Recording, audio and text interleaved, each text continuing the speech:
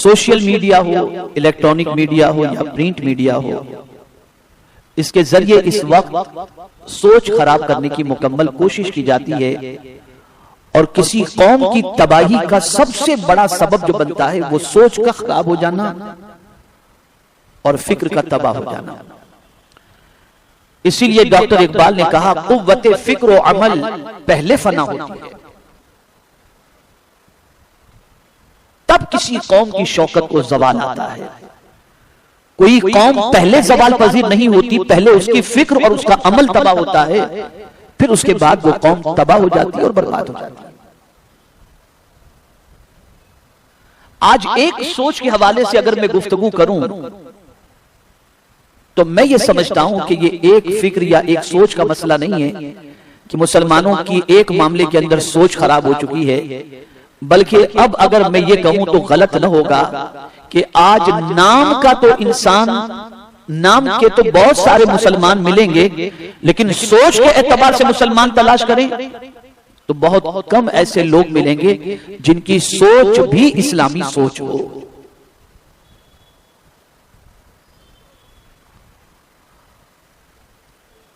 बहुत सारे मामलात के अंदर मुसलमानों की सोच वो बन गई जो गैरों की सोच है, और उन्हीं सोच में से आज एक सोच के मुताल्लिक, एक फिक्र के मुताल्लिक मुझे आपके सामने गुफ्तगू करनी है, ताकि आप महसूस कर सकें कि अल्लाह के रसूल सल्लल्लाहु तआला अलैहि वसल्लम के सहाबा, ताबईन, औलियाए कामिलीन, उनकी जिंदगी के अंदर इत्मीनान, उनकी जिंदगी में नेकियां, उनकी आदात के अंदर इस्लाम क्यों झलकता नजर आता था, और आज हमारी जिंदगी के अंदर ये चीज क्यों नजर नहीं आती। जैसा कि मैंने डॉक्टर इकबाल का शेर आपके सामने पढ़ा कि कुव्वते फिक्र अमल पहले फना होती है। आज अगर आप देखें, तालीम का मामला हो या खिदमत खल्क का मामला हो, दरसो तदरीस का मामला हो या उम्मत मुस्लिमा की खैरखाही के जज्बे का मामला हो, वहां भी सोच अजीब सी बनी हुई आपको नजर आएगी, जो सोच किसी एतबार से इस्लामी सोच के बराबर और उसके दायरे में नजर आती नजर दिखाई नहीं देगी। अब आइए मैं आपको बताऊं, 14 तारीख की पहली आयत रब्बे कबीर जल्ल जलालहू ने इरशाद फरमाया, रुबमा यवद्दुल लज़ीना कफरू लौ कानू मुस्लिमीन। बसा औकात कुफार ये तमन्ना करेंगे कि काश वो मुसलमान होते, ये तमन्ना करेंगे कि काश वो मुसलमान होते। तो परवरदिगार जल्ल जलालहू ने उनके हवाले से हुजूर सल्लल्लाहु अलैहि वसल्लम को इरशाद फरमाया, यानी कुफार के हवाले से, ज़रहुम याकुलू व यतमत्तउ व युल्हिहिमुल अमल फसौफ यअलमून। आप उनको खाने में और दुनियावी जिंदगी के फायदा उठाने में छोड़ दें और उनको उनकी उम्मीदों में मशगूल रहने दें, अनकरीब वो जान लेंगे। खाने पीने और दुनिया की जिंदगी में मशगूल रहने दें और उम्मीदों के अंदर पड़े रहने दें, अनकरीब वो जान लेंगे। अब जो समझना है वो ये है, खाना पीना तो आपकी समझ में आ ही गया, उम्मीदें क्या? बस यही सोच मुझे आज आपकी दुरुस्त करनी है। काफिर की सोच लंबी उम्मीदों से मुतालिक क्या है? तो ये बात याद रखें, काफिर हमेशा ये सोचता है कि इस दुनिया के लिए बहुत कुछ करो, ऐसी जिंदगी काटेंगे, ऐसे ऐश मौज करेंगे, ऐसे महल्लात बनाएंगे, ऐसे जिंदगी काटेंगे। और सुबह से लेकर रात तक अगर काफिर किसी चीज के बारे में सोचता है और उम्मीद लगा करके बैठता है तो सिर्फ दुनिया की, उसकी सारी उम्मीदें दुनिया से वाबस्ता होती हैं और वो दुनिया से लंबी उम्मीद बना के रखता है। किस तरह से लंबी उम्मीद? इतना कमाऊंगा, फिर इतना बड़ा घर लूंगा, फिर उसके अंदर ये मौज मस्ती के सामान रखूंगा, फिर इस तरह से ऐश करूंगा, फिर इस तरह से गुनाह करूंगा, फिर इस तरीके से जिंदगी गुजारूंगा। बस वो लंबी उम्मीदें बनाए रखता है, लेकिन किस चीज के सिलसिले में? दुनिया के सिलसिले में। तो लंबी उम्मीदें रखना और लंबी उम्मीदें दुनिया के लिए रखना, यह सोच मुसलमान की नहीं है।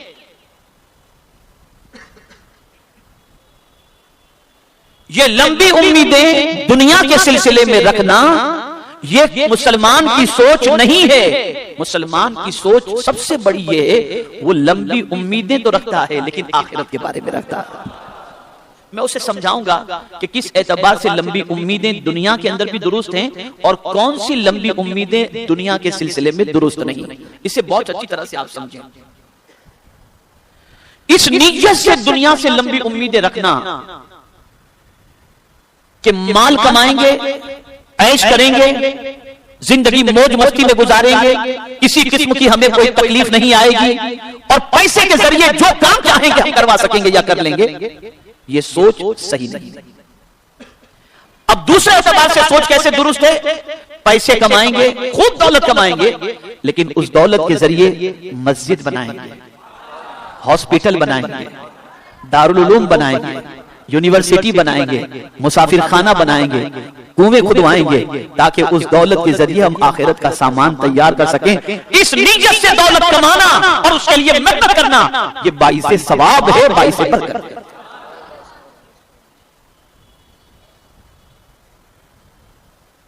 और हां, इस नीयत से भी दौलत कमाना दुरुस्त है कि मेरे बच्चे किसी के सामने हाथ न फैलाएं।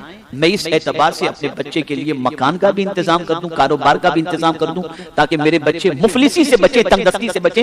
ये नीयत भी दुरुस्त है, इसके अंदर कोई मुदाखले की बात नहीं। अब मैं आपको हदीस की रोशनी में समझाता हूं। एक मरतबा दुरूद शरीफ पढ़ लें। अल्लाहुम्मा सल्ली अला सय्यिदिना व मौलाना मुहम्मद मादिनिल जूद वल करम व आलिहिल किराम व इब्निहिल करीम व बारिक व सल्लिम सलातन व सलामन अलैका या सय्यदी या रसूलल्लाह सल्लल्लाहु तआला अलैहि वसल्लम। तो मुस्तकबिल से उम्मीदें वाबस्ता करने का जवाज, यानी फ्यूचर के बारे में लंबी उम्मीदों से मुताल्लिक किस तरीके की उम्मीदें जायज हैं, उसको समाअत फरमाएं। हुजूर सल्लल्लाहु तआला अलैहि वसल्लम ने फ्यूचर प्लान बनाया, सरकार ने भी मुस्तकबिल के प्लान बनाए, लेकिन हुजूर के मुस्तकबिल के प्लान का मंशा क्या था, इसे समाअत फरमाएं। हुजूर सल्लल्लाहु अलैहि वसल्लम ने उम्रा का मंसूबा बनाया था। काहे का मंसूबा बनाया था? हुदैबिया में इन शराइत पर सुलह की थी कि मुसलमान इस साल वापस चले जाएं, अगले साल आएं और सिर्फ 3 दिन क़याम करके चले जाएं। इस तरह की और भी शराइत थी। अब देखिए, हुजूर सल्लल्लाहु अलैहि वसल्लम गए उम्रा के लिए और सरकार सल्लल्लाहु अलैहि वसल्लम और सहाबाए किराम अलैहिमुर रिदवान को मकाम हुदैबिया पर रोक दिया गया और सरकार सल्लल्लाहु अलैहि वसल्लम से कुछ कंडीशंस रखी गई और कहा गया कि इस साल तो हम आपको उम्रा करने नहीं देंगे, आप वापस चले जाएं। तो सरकार सल्लल्लाहु तआला अलैहि वसल्लम ने सहाबाए किराम अलैहिमुर रिदवान से फरमाया कि चलो चलते हैं, 1 साल के बाद अपने उम्रा के लिए आएंगे और 3 दिन से ज्यादा क़याम नहीं करेंगे। ये मुस्तकबिल का प्लान नाजायज नहीं है, ये मंसूबा नाजायज नहीं, ये दुरुस्त है कि जो भी ये फ्यूचर का प्लान बन रहा है ये अल्लाह की रज़ा के लिए, अल्लाह की इबादत के लिए बन रहा है। इसी तरह हुजूर सल्लल्लाहु अलैहि वसल्लम ने अपनी ज़रा गिरवी रखकर ताम खरीदा। सरकार सल्लल्लाहु अलैहि वसल्लम ने अपनी ज़रा गिरवी रख दी और उसके एवज के अंदर हुजूर सल्लल्लाहु अलैहि वसल्लम ने खाना खरीदा कि जब तुम्हें तुम्हारी रकम हम लौटा देंगे तुम जरा हमारी वापस कर देना। तो ये सरकार का फ्यूचर प्लान था और हुजूर सल्लल्लाहु अलैहि वसल्लम ने ये मुस्तकबिल का मंसूबा बनाया और मुस्तकबिल में पैसे देने की उम्मीद से सरकार से जरा गिरवी रखी। तो ये इस तरीके का काम भी गुनाह का काम नहीं है, जरूरत पड़ने पर आदमी ये चीज कर सकता है और ये मुस्तकबिल का प्लान अल्लाह के रसूल की सुन्नत के एतबार से साबित है, ये गुनाह नहीं।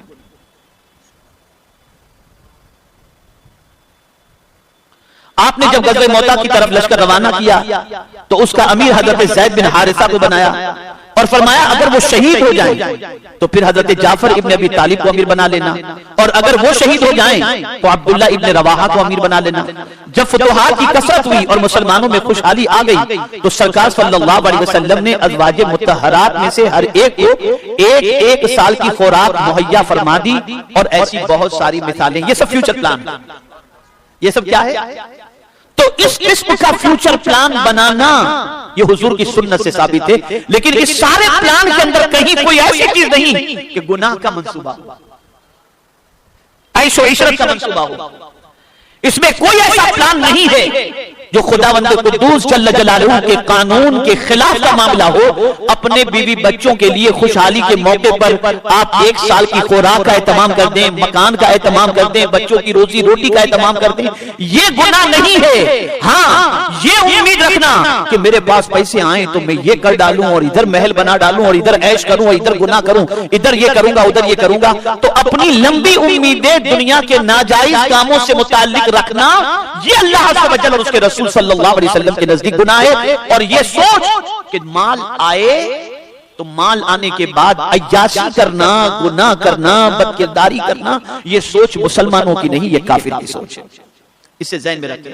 आज हमारे यहां हमारी सोसाइटी के अंदर तकारीब होती है शादियों की, तो उन तकारीब में क्या होता है, यार इसके यहाँ 50 डिशें थी ना, अल्लाह मुझे नवाजेगा तो मैं 160 डिशें रखूंगा, ये जायज नहीं। ये किस लिए? ताकि बड़ाई के लिए, किसके पास इतना पैसा है। इस्लाम ने इसकी इजाजत नहीं दी, इसकी इजाजत।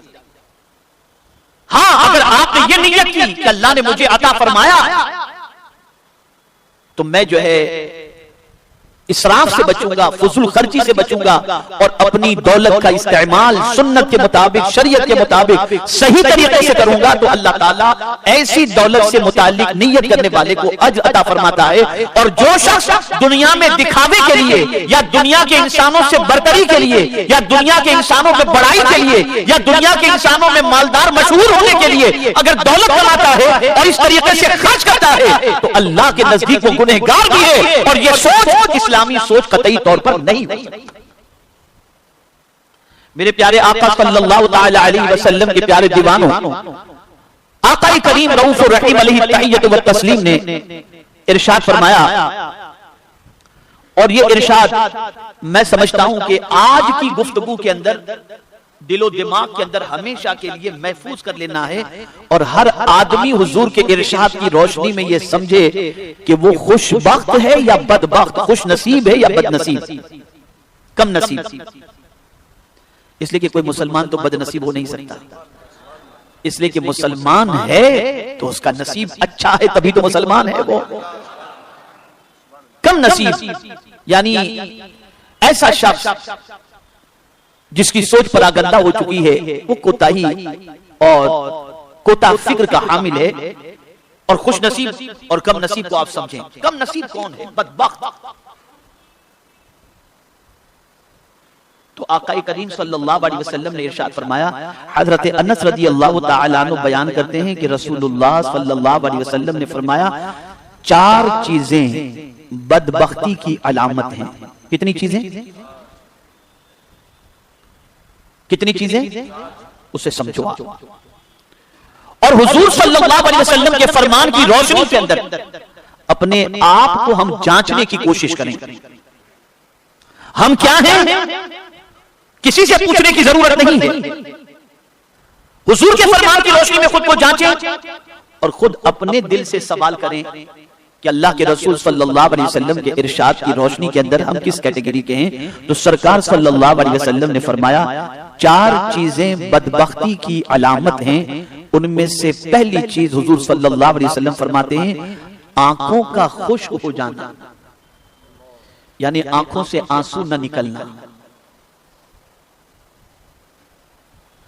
अगर किसी की पोजीशन ऐसी है कि आंखों से आंसू निकलते ही नहीं, चाहे वो किसी के गम को देखकर, चाहे किसी के दुख को देखकर, चाहे किसी की परेशानी को देखकर, चाहे खौफ खुदा की वजह से, चाहे मोहब्बत रसूल की वजह से, चाहे कुरान मुकद्दस की तिलावत की वजह से, चाहे दुआ के अंदर, चाहे एतराफ जुर्म की वजह से, अगर किसी शख्स की पोजीशन ऐसी है कि उसकी आंख सूख चुकी है, खुश्क हो चुकी है और आंसू निकलते ही नहीं, तो हुजूर फरमाते हैं ये अच्छी अलामत नहीं, ये बदबख्ती की अलामत है।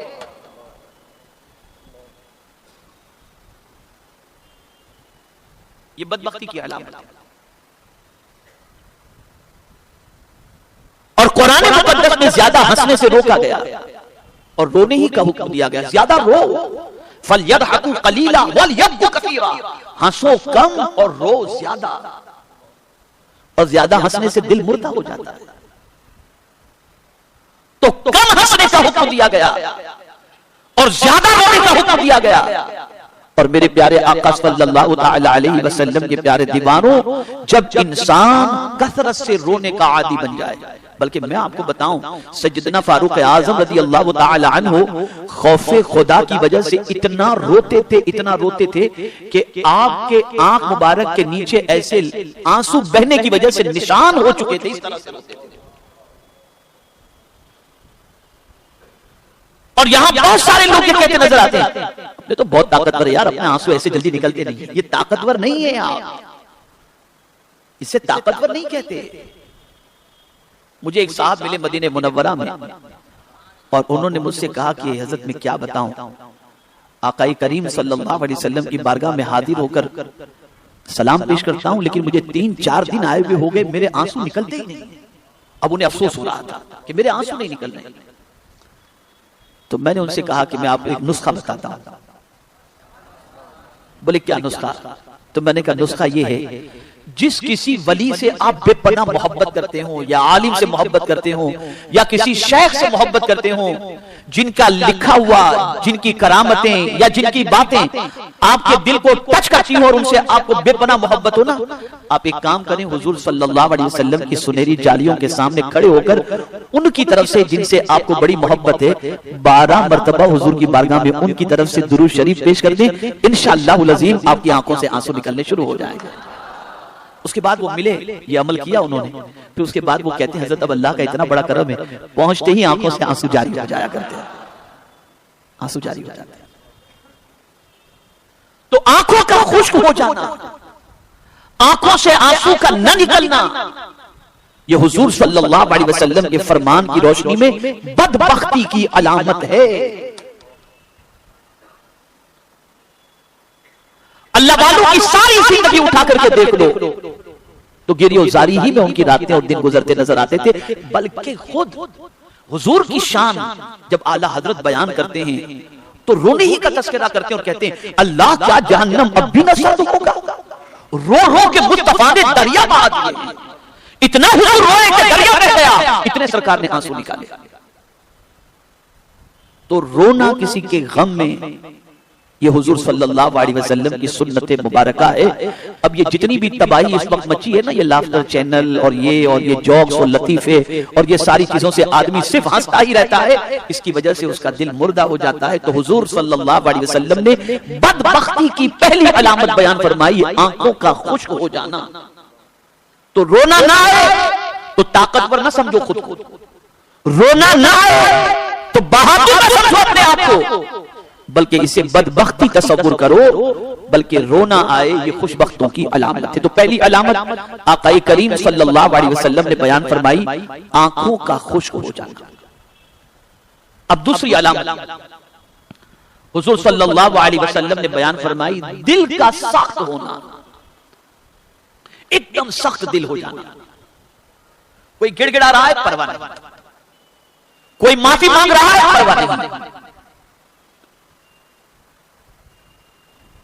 किसी के आंसू देखकर पिघल जाने का जज्बा खत्म, किसी का दुख दर्द देख करके दिल का जो है वो नर्म न होना और दिल का सख्त हो जाना, इतना सख्त दिल कि लाश पड़ी हो लेकिन कोई वो नहीं। अगर ऐसा दिल बन चुका है कि किसी के गम पर ठंडा या नर्म होता ही नहीं, तो ये दिल का सख्त होना ये अच्छी अलामत नहीं है, ये सरकार के फरमान की रोशनी में बदबख्ती की अलामत है। और सहाबा इससे डरते थे, इसका इलाज हुजूर से पूछते थे। एक सहाबी आक़ाए करीम सल्लल्लाहु अलैहि वसल्लम की बारगाह में हाजिर हुए, अर्ज़ करते हैं या रसूल अल्लाह सल्लल्लाहु तआला अलैहि वसल्लम, मेरा दिल बड़ा सख्त हो चुका है, सरकार कुछ करम फरमाएं कि दिल नर्म हो जाए। मेरे आका ने फरमाया, सुन, किसी यतीम के सर पर शफकत से हाथ फेर दे, अल्लाह तेरे दिल को नर्म कर देगा।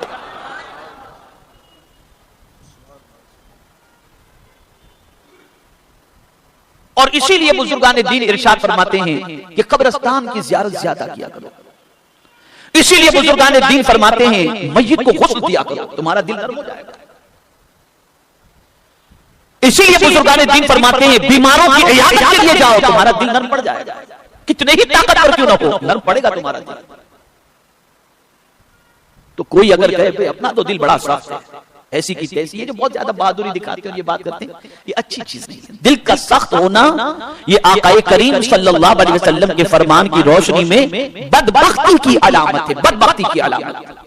और तीसरी चीज आकाए करीम सल्लल्लाहु अलैहि वसल्लम ने फरमाई, लंबी उम्मीदें, ये भी बदबख्ती की अलामत है। अब लंबी उम्मीदें तो आप समझ चुके, जैसा कि मैंने इब्तिदा में अर्ज किया, ऐसा हो जाए तो ये कर डालूं, ये हो गया तो ये कर डालो, सुबह से लेकर रात तक वही लंबी उम्मीदों पर आदमी का अपनी जिंदगी गुजारना, उसी में लगे रहना।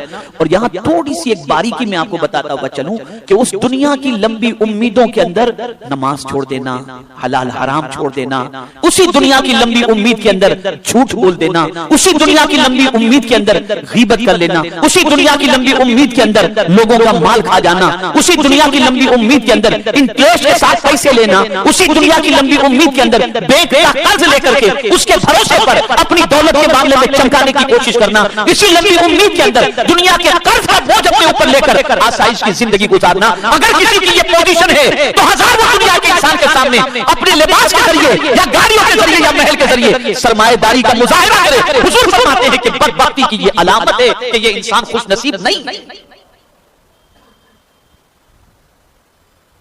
खुश नसीब नहीं कोई इंसान। और ये किसी और ने नहीं, मदीने के ताजदार सल्लल्लाहु अलैहि वसल्लम ने फरमाया। आज बहुत सारे लोग अपने स्टेटस को मेंटेन करने के लिए बैंक से न जाने किस तरह से कर्ज लेते हैं, लोगों से कर्ज लेते हैं, लोगों से पैसे लेते हैं और किस किस तरीके से दुनिया के लोगों के साथ सारे मामला करते हैं। उन्हें ये खबर नहीं कि ये चंद रोजा जिंदगी जो है ये एक न एक दिन खत्म हो जाएगी और फिर अल्लाह के हुजूर हाजिर होकर के जवाब देना है। तो इस तरीके की जिंदगी न गुजारनी चाहिए जिसकी वजह से कयामत के दिन अल्लाह की बारगाह में रुसवाई हो और शर्मिंदगी का सामना करना पड़े। तो सरकार सल्लल्लाहु अलैहि वसल्लम ने लंबी उम्मीदों से मना फरमाया। लेकिन ये उम्मीद, फिर मैं आपको एक चीज बता दूं, इस तरह की उम्मीद रखना कि अल्लाह मुझे हलाल का अता फरमाए, जायज तरीके से मुझे दौलत कमाने का जरिया अता फरमाए, तो मैं अपनी दौलत का इस्तेमाल कुचले परेशान गरीब मुसलमानों को उठाने में खर्च करूंगा, तो ये बहुत ज्यादा सवाब का हकदार बन जाता है। यह एक चीज मैं आपको बताऊं, कल बरोज़ क़यामत एक गरीब इंसान को जिसने हज भी नहीं किया, जिहाद में भी शरीक नहीं हुआ, ज़कात भी उसने नहीं दी, इतना गरीब था कि मुश्किल से खाना पीना उसका होता था और जिंदगी काटता था।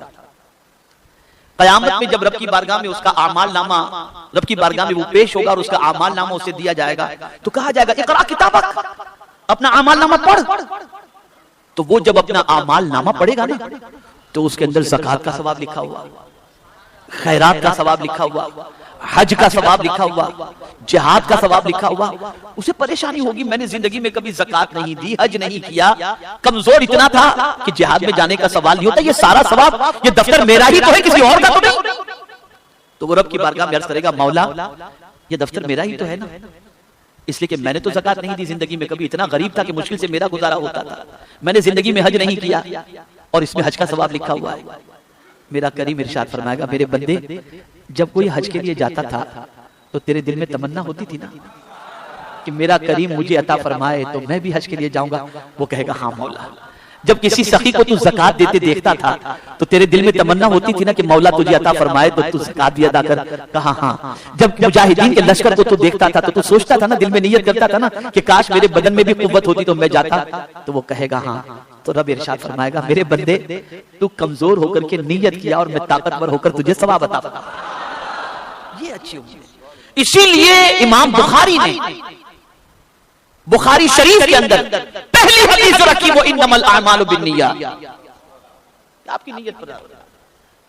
एक बहुत चुभती हुई बात कहूं, बहुत चुभती हुई बात, मैं आजकल बहुत जगहों पे ये बात कह रहा हूं और आज आपको भी कह देता हूं। किसी से फतवा मत लो आप कि आप क्या हो, आपके ज़मीर से पूछो, मैं जो पूछने के लिए बोल रहा हूं। आप हो या हम हो, कसे बादशाह, सब अपने ज़मीर से पूछो। एक सवाल पूछता हूं, मस्जिद में आज मुसलमानों का दिल लगता है या नहीं लगता? ये हर मुसलमान अपने बारे में सोचे। ऐसा जी चाहता है कि चलो थोड़ी देर मस्जिद में बैठकर तिलावत कर लें, या ऐसा जी चाहता यार चलो भागो जल्दी से बाहर निकलो? तो मादरत के साथ कहता हूं बहुत कम ऐसे मिलेंगे। जिनको मस्जिद में बैठकर तिलावत करना अच्छा लगता होगा, तो अब किसी से फतवा लेने की जरूरत नहीं। सैयदना सिद्दीक़ अकबर रज़ियल्लाहु ताला अन्हु फरमाते हैं, अगर तुम्हारा दिल मस्जिद में न लगे तो अपने ईमान का जायजा लो, इसलिए कि जिसका ईमान कमजोर होता है उसका दिल मस्जिद में नहीं लगता।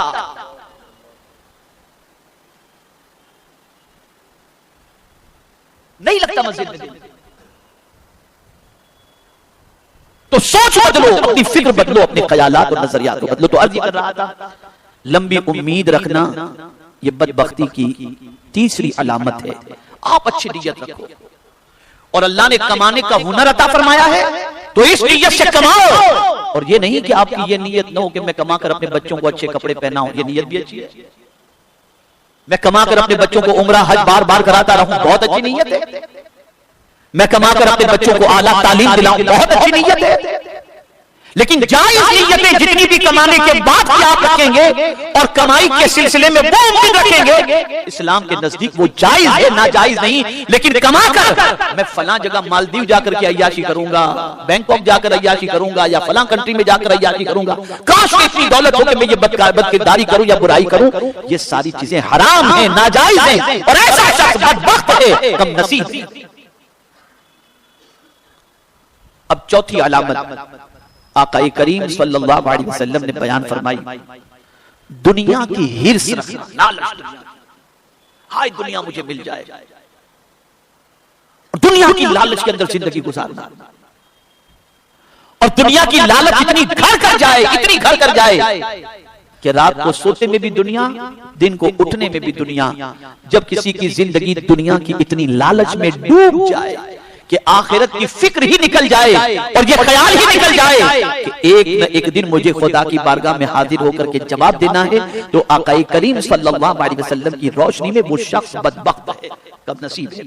मेरे प्यारे आका सल्लल्लाहु अलैहि वसल्लम के प्यारे दीवानों, मैं आखिर में सिद्दीक़ अकबर की दुआ आपके सामने पेश करूंगा कि वो दुआ क्या करते थे।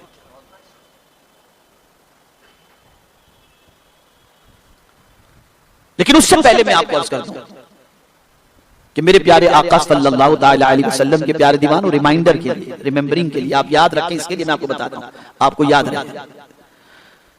इस तरह की लंबी उम्मीदें रखना कि दौलत आए तो मैं ये करूंगा और आखिरत की फिक्र बिल्कुल ना हो, ऐसी लंबी उम्मीद जायज नहीं है। और ये काफिरों की सोच है कि वो सारी चीजें दुनिया से वाबस्ता रखता है और दुनिया की सोच के बारे में, दुनिया के बारे में सोचता है। लेकिन ऐसी उम्मीद रखना कि मेरे पास ये सब आए तो मैं इसके जरिए नेक काम करूं, ऐसी लंबी उम्मीद रखना, अपने बच्चों के फ्यूचर के लिए बना के रखना, ये ना नाजायज है ना हराम है। ऐसा करने की शरीयत ने इजाजत दी है। और ऐसी चीजें हलाल ही के जरिए की जाएं, लोगों के पैसे गसब करके, इंटरेस्ट से कारोबार करके, ऐसी सब चीजें नहीं करनी चाहिए कि अल्लाह के रसूल सल्लल्लाहु अलैहि वसल्लम ने इससे मना फरमाया है।